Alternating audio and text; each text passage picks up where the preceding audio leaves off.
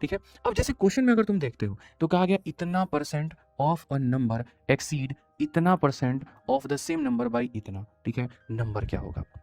आसान भाषा में किसी संख्या का 62% उस संख्या के 25% से 15 अधिक है।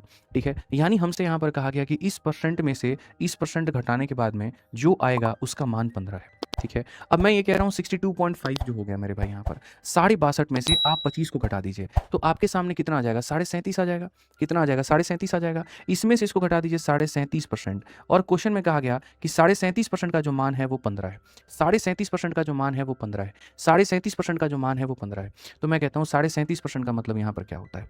तो मैं आपको यहाँ पर बोलूँगा कि गुरुजी 37.5% का मान जो होता है वो हमारे सामने 3/8 होता है और यहाँ पर इसी की वैल्यू कितनी दी गई है? 15 दिया गया है। तो देखो 3 का मान 15 है यानी अपने आप का मेरे भाई 5 गुना, तो यहाँ पर 8 का 5 गुना कितना हो जाएगा? तो 8 का 5 गुना 40 हो जाएगा। तो संख्या हमारी कितनी हो जाएगी? 40 हो जाएगी। ऑप्शन नंबर ए जो होगा आंसर होगा।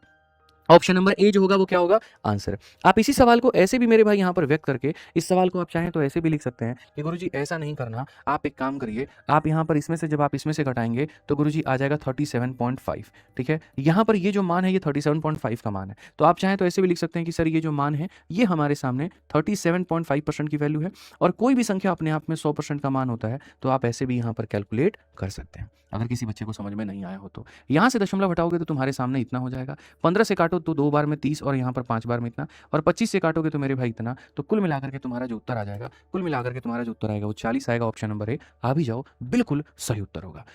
ठीक है, बिल्कुल यहाँ पर सही उत्तर होने वाला है। आ जाइए, चलिए यहाँ पर अब नेक्स्ट क्वेश्चन 5 नंबर सवाल देखते हैं। मेंस का सवाल है, कौन बनाएगा?